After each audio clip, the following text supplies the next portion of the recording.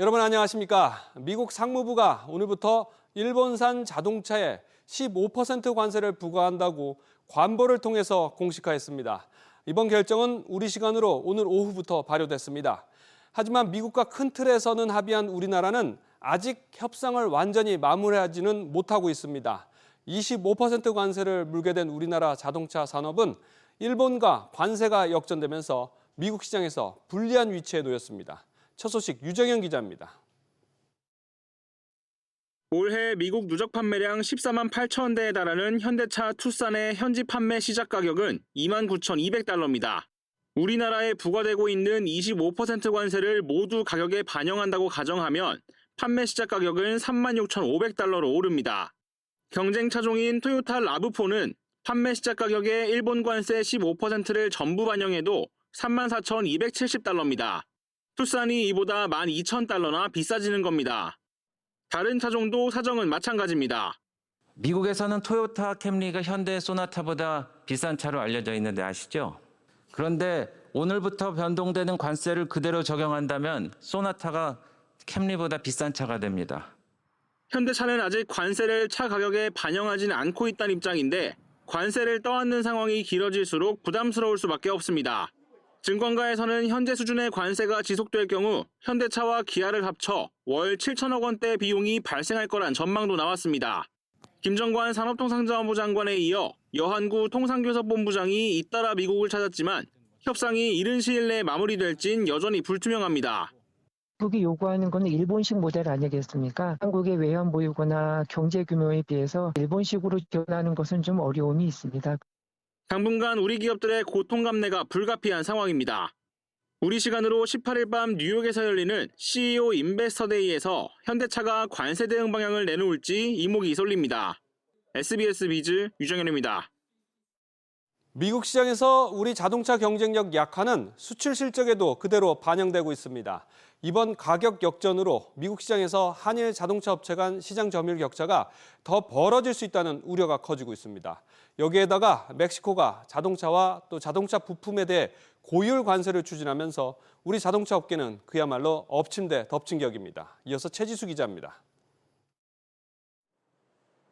지난달 자동차 전체 수출은 역대 최대 실적을 다시 썼지만 대미 수출은 6개월째 내리막길을 걷고 있습니다. 7월 대미 수출 감소폭이 4.6%로 둔화되는 듯 했는데 지난달에는 다시 15.2%로 감소폭이 커졌습니다. 전기차 수요의 경우는 9월 세액공제 제도가 폐지되면서 전기차 선구매가 이루어졌고 또 일반 내연기관차 같은 경우도 계절적인 요인, 수요가 부진했기 때문에 수출이 둔화되는 모습이 나타났습니다. 이런 가운데 멕시코가 자동차와 차 부품 등에 대해 최대 50% 관세를 추진하면서 업계 시름은 깊어지고 있습니다. 멕시코는 우리 기업들의 북미 수출을 위한 생산 거점으로 기아는 몬테레이 공장에서 북미 수출 물량 연 40만 대를 생산 중입니다. 현대모비스와 현대위아 현지 공장은 주요 핵심 부품을 국내로부터 납품받고 있습니다. 중소기업들 입장에서는 공급할 물량에 대해서 미리 원자재도 사야 되고 관세율이 정해지는 것들이 흔들리기 시작하면 업체들은 한번 조정할 때마다 6개월 이상은 시간이 소요가 되는 거예요. 걱정이 더 커질 수밖에 없죠. 산업통상자원부 관계자는 관세가 부품을 납품받는 멕시코 현지 기업에도 악영향을 주기 때문에 국내 기업의 예외 조항이 적용될 가능성도 배제할 수는 없다고 밝혔습니다. SBS 비즈 최지수입니다. 반도체 훈풍을 타고 코스피가 5거래일 연속 최고치를 기록하며 3,500선을 눈앞에 뒀습니다. 불장이 이어지자 개인 투자자들의 공격적인 비투도 크게 불어나고 있습니다. 신다미 기자의 보도입니다.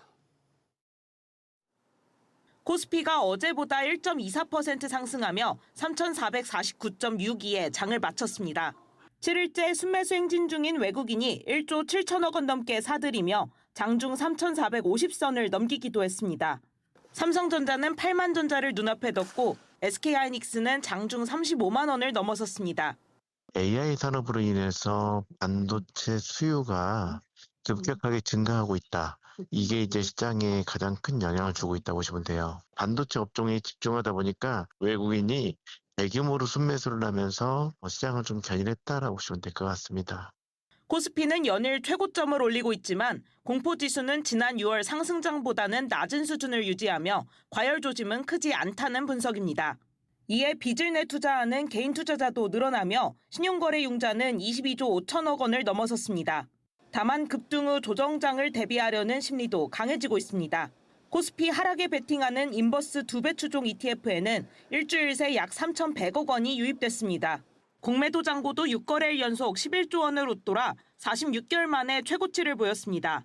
단기적으로는 3,500을 바로 뚫고 가기는 좀 부담스럽다. 추정 직후에는 바로 실적 시즌이 있어서 여기서 바로 치고 올 만한 동력은 좀 정점을 통과하는 것이 아닌가라는 생각을 하고 있습니다. 증권가에서는 상승폭이 큰 종목의 비중은 줄이면서 단기 변동성 확대를 경계해야 한다는 주의가 나옵니다. SBS 비즈 신다입니다. 국내 증시 활성화와 관련해서 이재명 대통령이 국민연금의 낮은 국내 증시 투자 비중을 지적한 바 있습니다. 하지만 보건복지부는 여전히 관련 논의 일정조차 잡지 않은 것으로 확인됐습니다. 시장에선 이미 국내 투자 확대에 득실을 두고 뜨거운 논쟁이 시작됐습니다. 정보영 기자가 보도합니다. 내년 말 국민연금의 자산군별 목표 비중은 국내 주식 14.4%, 해외 주식 38.9%로 국내 주식은 0.5%포인트 줄이고 해외 주식은 3%포인트 늘립니다. 계획대로면 국내 주식 비중은 2029년 13%까지 줄어듭니다. 이재명 대통령이 국민연금의 낮은 국내 투자 비중에 제동을 걸었지만 국내 주식시장에 대한 불신 때문이 그런 게 아닌가 싶어요. 국내 주식시장에 대한 불신 요소를 최소화해야죠. 저는 원래 말한 건 꼭 지킵니다. 투자 계획을 결정하는 국민연금 기금운용위원회는 관련 논의를 할 회의 일정조차 잡지 않은 것으로 확인됐습니다. 기금운용본부 관계자는 회의 일정과 운영은 복지부 권한이라며 예정된 회의 계획도 없다고 전했습니다. 국민연금이 국내 투자 비중을 줄이는 가장 큰 이유는 수익률입니다. 최근 3년간 국내 주식은 4.6% 손실을 기록한 반면 해외 주식은 16.5%의 수익을 냈습니다. 제도 도입 이후 누적 수익률도 국내 5.4%, 해외 15%로 격차가 뚜렷합니다. 그렇다면 국내 투자를 늘리자는 주장은 어떤 논리일까? 국내 투자 확대를 주장하는 쪽은 국민연금이 국내 증시 투자를 늘리면 주가 부양으로 수익성이 높아질 수 있다고 보고 있습니다. 국민연금이 투자 비중을 늘리게 되면 다른 연기금 또는 기관 투자자들도 국내 주식 투자 비중을 늘릴 수가 있기 때문에 시장에 굉장히 선 영향을 줄 수 있다. 자본시장 규모가 커지면 향후 매각에 나서더라도 국민연금이 우려하는 수준의 폭락이 일어나긴 힘들다는 겁니다.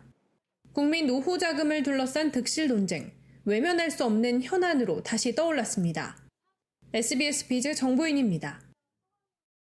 한국거래소는 지난 20년 동안 유지해온 단일 수수료 폐지를 검토하고 나선 것으로 확인됐습니다.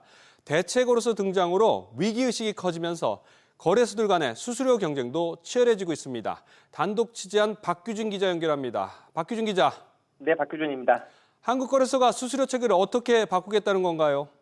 네, 한국거래소가 현 단일 수수료율 체계에서 벗어나는 것을 포함한 수수료 체계의 변경을 검토하고 있습니다.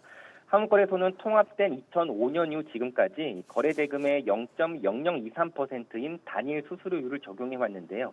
20년 만에 처음으로 검토에 들어간 겁니다. 넥스트레이드처럼 주문 방식에 따라서 수수료율을 차별화하는 것을 여러 안 중에 하나로 따져보고 있습니다. 넥스트레이드의 경우 시장 가격 체결 주문인 테이커 주문은 한국거래소 수수료율보다 20%가 낮고요. 대기 주문으로 시장 유동성을 공급하는 메이커 주문은 40%가 저렴한 상황입니다. 투자자 입장에서 보면 가장 궁금한 건 이 수수료가 지금보다 낮아질까인데 그럼 어떻게 되는 건가요? 네, 주문 방식에 따라서 일부 거래는 비용이 내려갈 걸로 보입니다. 하지만 전체 수수료율은 변동이 없을 수가 있는데요. 한국거래소 관계자는 거래소 수수료율이 100이라면 이 넥스트레이드는 시장가는 80, 지정가는 60을 받고 있는데 차별화를 하면 한국거래소는 한쪽은 10으로 올리고 다른 쪽은 10을 내리면 이 전체적인 요율은 낮아지지 않는 거라고 설명했습니다. 한국거래소가 수수료 인하에 그만큼 신중한 건 요율을 한번 내리면 다시 올리는 게 사실상 불가능하다고 보기 때문인데요. 다만 일부 주문의 수수료율이 내려갈 경우에 넥스트레이드로서는 불리해질 수밖에 없습니다. 넥스트레이드 관계자는 시장가 주문 같은 경우 가격이 동일한 상태에서 수수료율도 같아진다면 증권사들이 더 큰 시장으로 보낼 것이라고 내다봤습니다. SBS 비즈 박규준입니다.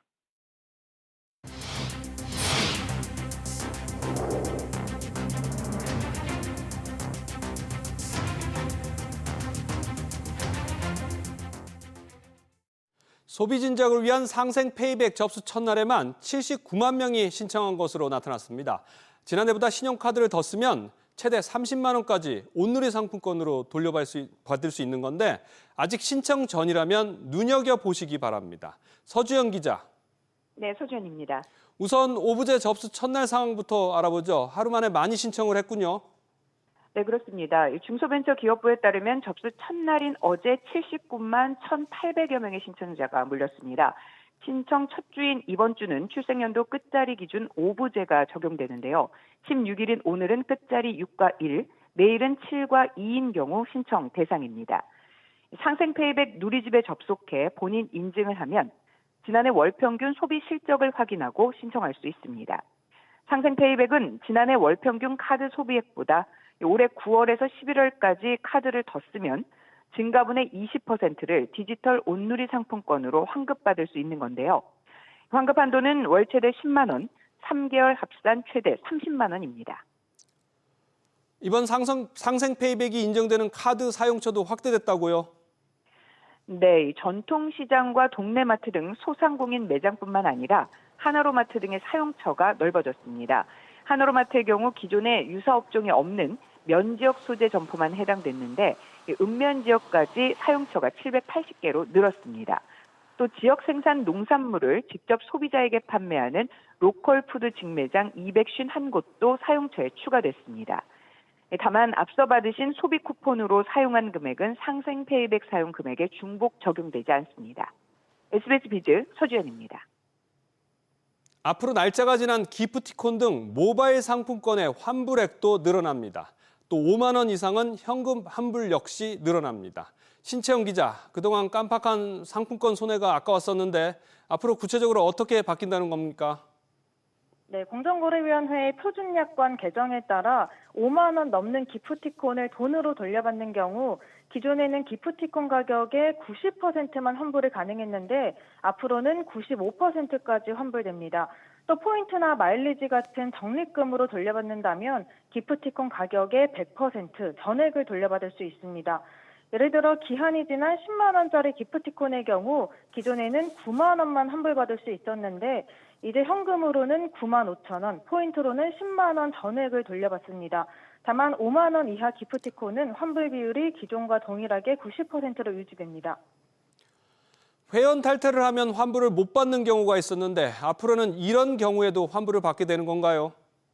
네, 그렇습니다. 일부 사업자들 야권에는 회원 탈퇴했거나 비회원이 상품권을 구입한 경우 환불이 불가한 사례가 있었는데요.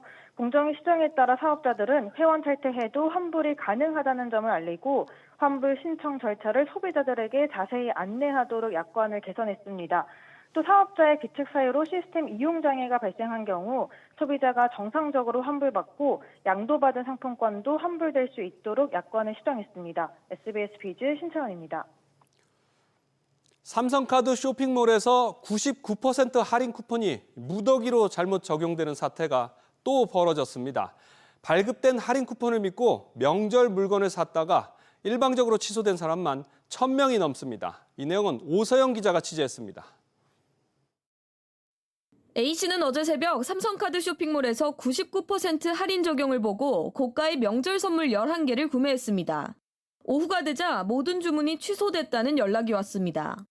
삼성카드를 꽤 오랫동안 사용을 했었고 예약이 혜택 이렇게 돼 있어서 쇼핑몰로 연결이 되던 거였거든요.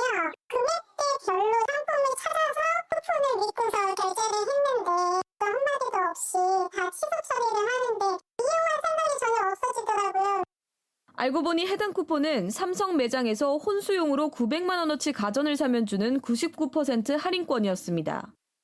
특정 고객님께만 발급이 되어야 하는데 관계없이 모든 고객님께 발급되는 문제가 발생을 해서 그 쿠폰을 사용해서 주문하신 주문권은 전체 취소가 진행되었습니다. 정상 적용된 주문까지 1000여 명이 주문 취소를 겪어야 했는데 문제는 이런 일이 올해만 2번째라는 겁니다. 올 초 가격 표기 오류로 모니터를 반값도 안 되는 가격에 팔았다가 일괄 주문 취소를 했습니다. 쇼핑몰 측에 중대한 과실이 있다 그러면 취소가 안 되거든요. 1월에 유사한 실수가 있었으니까 과연 이 쇼핑몰이 그 이후에 같은 실수를 방지하기 위해 어떤 개선책이 있었느냐, 중대한 과실 판단 여부에 좀 중요한 요소가 될 것 같거든요. 삼성카드는 쿠폰 오적용을 인지한 후 즉시 수정했다며 구매한 고객께는 주문 취소를 안내했으며 불편 겪으신 고객들께 다시 한번 사과드린다고 밝혔습니다. SBS 비즈 오서영입니다. K 콘텐츠 열풍에 우리나라를 찾는 외국인들이 부쩍 늘었습니다. 하지만 관광 수지 적자는 여전한데요. 외국인들의 국내 씀씀이를 키우기 위해서 결제 편의를 높이는 움직임이 확대되고 있습니다. 정보업계가 외국 현지에서 많이 쓰고 있는 간편 결제를 잇따라서 도입하고 있습니다. 오정인 기자가 취재했습니다. 서울 명동의 올리브영 매장. 한국인보다 외국인 관광객이 더 많습니다. 물건을 결제할 땐 현금이나 신용카드 대신 스마트폰을 이용해 간편하게 결제합니다.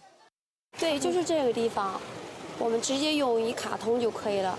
因为我们在国内的话办了一个银行卡，可以在国外也可以使用，这个的话会比较方便一些。使用过微信和支付宝支付，挺便利的。这边有会说中文的店员可以帮忙结算，就是和在国内一样方便。 올리브영은 중국인 손님을 위해 현지 간편 결제인 알리페이와 위챗페이 등을 도입한 뒤 매출 효과를 톡톡히 보고 있습니다. 이달 말 중국인 단체 관광객의 무비자 입국에 맞춰 면세점과 편의점 등도 중국 간편 결제를 잇따라 도입하고 있습니다. 이런 가운데 한국관광공사는 일본 최대 간편 결제인 페이페이를 이달 말부터 국내 매장에 도입해 연간 320만 명이 넘는 일본인 관광객들의 결제 편의를 높이기로 했습니다. 관광 수지의 불균형을 개선하는 측면에서도 결제 수단을 비롯해서 우리나라 관광 이 산업 전반이 외국인들에게 좀 편리하고 좀 친화적인 그런 거로 좀 많이 발전해야 된다. 코로나 이후 움츠러든 국내 유통업계가 K 콘텐츠 바람과 함께 외국인 유치에 총력전을 펼치고 있습니다. SBS 비즈 오정인입니다. 내년부터 군복무 기간이 최대 12개월까지 국민연금 가입 기간으로 인정됩니다. 그런데 여기서 더 나아가서 정부가 군복무 기간 전체를 국민연금 가입 기간으로 인정하는 방안을 추진합니다. 청년 세대 노후소득 공백을 채우겠다는 취지입니다. 엄하은 기자, 청년들이 실제 군복무 기간만큼 연금 가입 기간을 쌓게 되는 건가요? 그렇습니다. 보건복지부가 국회에 제출한 주요 업무 보고서 등에 따르면 군복무 크레딧 제도의 궁극적인 목표는 복무기간 전체 인정입니다. 이를 위해 2026년 상반기까지 추가적인 국민연금법 개정을 완료하고 2028년 상반기부터는 전면 시행한다는 계획입니다. 이렇게 되면 육군 해병대 복무자는 18개월, 해군 복무자는 20개월, 공군, 사회복무요원은 21개월을 온전히 인정받게 되는 겁니다. 정부가 추가 제도 개선에 나선 이유는 청년층의 병역 의무로 인한 노후소득 공백을 채워주기 위해서인데요. 사회생활 초기에 발생한 가입 공백은 평생의 연금액에 영향을 미쳐 미래소득을 30% 이상 깎아먹는 주범으로 지목돼 왔습니다. 이뿐만 아니라 군복무 기간만큼 노후를 위해서 활용할 수 있는 제도도 있다고요? 네, 군 복무추 납부제도입니다. 군 복무로 인해 납부하지 못했던 연금 보험료를 본인이 나중에 내고 그 기간을 가입 기간으로 인정받는 방식인데요. 지난 22년간 전체 전역자의 0.055%만이 신청했을 정도로 이용률이 저조하지만 효과는 큽니다. 월급 300만 원 직장인이 2년 복무 기간의 보험료 약 648만 원을 추납하면 나중에 20년간 연금을 받는다고 가정할 때 총 1,445만 원을 더 받게 됩니다. SBS 비즈 엄하은입니다. 고령층이 늘어나면서 사후에 남은 자신의 자산을 어떻게 쓸지 생전에 설계하는 신탁 시장에 관심이 높습니다. 최근에는 사망보험금 상속을 어떻게 할지 미리 정할 수 있고 금 실물을 맡기면 이자를 주는 등 새로운 신탁 상품도 등장했습니다. 이정민 기자가 취재했습니다. 자폐 스펙트럼 자녀를 둔 50대 A씨는 사망보험금 5억 원이 자녀에게 월 100만 원씩 분할 지급되도록 보험사와 설계했습니다. 자녀가 장애가 있음을 감안해 관리인은 여동생으로 정했습니다. 자영업을 하는 60대 B씨는 사망보험금 3억 원을 손자녀 3명의 대학 학비로 1억씩 주는 계약을 맺었습니다. 초고령 사회로 접어들면서 생전의 자산을 관리하는 신탁상품 시장이 뜨겁습니다. 지난해 11월 금융위원회가 보험금 청구권 신탁을 허용한 뒤로 생명보험사들을 중심으로 관련 상품이 속속 생기고 있습니다. 새로운 유형의 신탁도 등장하고 있습니다. 금 실물을 맡기면 만기 시 감정가의 1.5%에 달하는 연간 수익과 맡긴 금을 돌려주는 상품도 나왔습니다. 숨진 뒤 반려동물을 돌볼 부양자에게 필요자금을 지급하는 신탁도 출시됐습니다. 우리나라 법 체계 중에요. 신탁법이 가장 활용도가 적었고 법이 가장 아직까지 개선돼야 될 부분이 상당히 많아요. 유동화시켜서 연금화 혹은 간병비 정도로 활성화되는 게 바람직하고 수요도 많아요, 사실은. 우리나라 인구 5명 가운데 1명이 65세 이상인 초고령 사회에 진입하면서 신탁 시장을 놓고 금융사들의 경쟁이 뜨거워지고 있습니다. SBS 비즈 이정민입니다. 이재명 대통령이 직접 나서서 산재와의 전쟁을 선포한 만큼 각 사업장에서 벌어진 사고를 둘러싸고 중대재해법 적용 범위와 처벌 수위도 주목되고 있습니다. 이런 가운데 정부가 외국인 근로자와 관련해 한층 강화된 내용을 담은 노동안전 종합대책을 발표했습니다. 얼마 전 발생한 하나오션 거제 사업장 사고에 대한 고용노동부 판단은 어떤지 윤재 기자가 취재해봤습니다. 지난 3일 경남 거제시 하나오션 조선소에서 건조 중이던 해양 플랜트 선박 구조물이 무너져 30대 선주사 감독관이 숨졌습니다. 업계에서는 중대재해처벌법 적용 가능성에 주목했습니다. 사망자가 하청 근로자가 아닌 하나오션의 발주 선주사 소속 외국인 감독관이라는 점에서입니다. 고용노동부는 하나오션이 직접 고용한 직원이 아니지만 중대재해처벌법 적용 대상이라고 판단했습니다. 노동부 관계자는 중대재해처벌법은 현장 근로자뿐 아니라 노무를 제공하는 사람, 대가를 받고 노동을 제공하는 사람까지 포함한다고 설명했습니다. 구조물 붕괴에 하나오션의 책임이 있는지 그리고 안전수칙 위반이 있었는지에 대한 조사 결과에 따라 중대재해처벌법 적용 여부가 최종 결정될 전망입니다. 이런 가운데 범정부 차원에서 발표한 노동안전 종합대책에는 외국인 근로자에 대해 한층 강화된 내용이 담겼습니다. 대상자는 고용허가제를 통해 인하인 등 비자를 받고 근로하는 외국인으로 하나오션의 선주사 직원은 해당되지 않습니다. 다만 건설업종에 대해선 사고 발생 시 고용 제한 범위가 크게 확대됐습니다. 근로환경이나 보수 같은 처우 문제 등으로 국내 건설 현장에는 점차 외국인 근로자의 비중이 커져왔습니다. 이런 상황에서 산재 발생에 따라 외국인 근로자의 사용이 제한된다면 건설업체로서는 공사 수주나 진행에 큰 차질을 빚을 수 있습니다. 지난달 포스코 ENC가 시공하는 고속도로 공사 현장에서 외국인 근로자가 감전사고로 중상을 입었습니다. 이런 경우 외국인 고용 제한 범위가 전체 사업장으로 확대될 수 있습니다.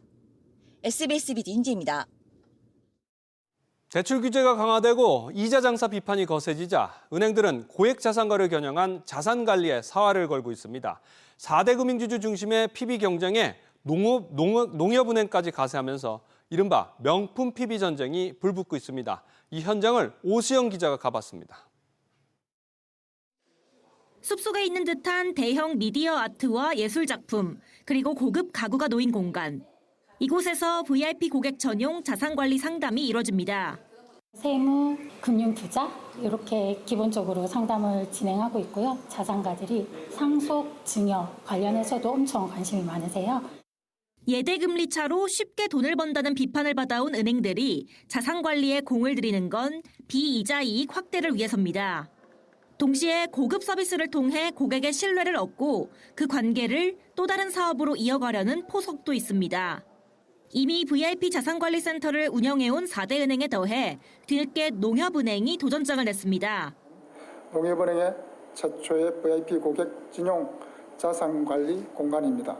각 분야의 최고의 전문가 그룹이 품격을 갖춘 금융 서비스를 제공함과 동시에 삶의 여유와 행복, 깊이 있는 인사이트를 제공하는 특별한 공간이 될 것입니다. 4대 은행도 증권사와 협업하거나 은퇴설계센터 또는 주택연금과 연계하는 등 VIP 자산 관리를 강화하고 있습니다. 특히 고령화에 맞춰 시니어 고객을 겨냥한 서비스 확대가 예상됩니다.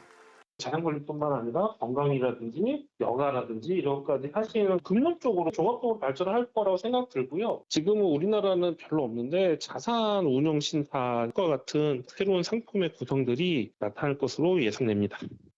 실제로 금융권은 실버타운과 요양시설 사업에도 뛰어들며 헬스케어 서비스까지 확장하고 있습니다. SBS 비즈 오수영입니다.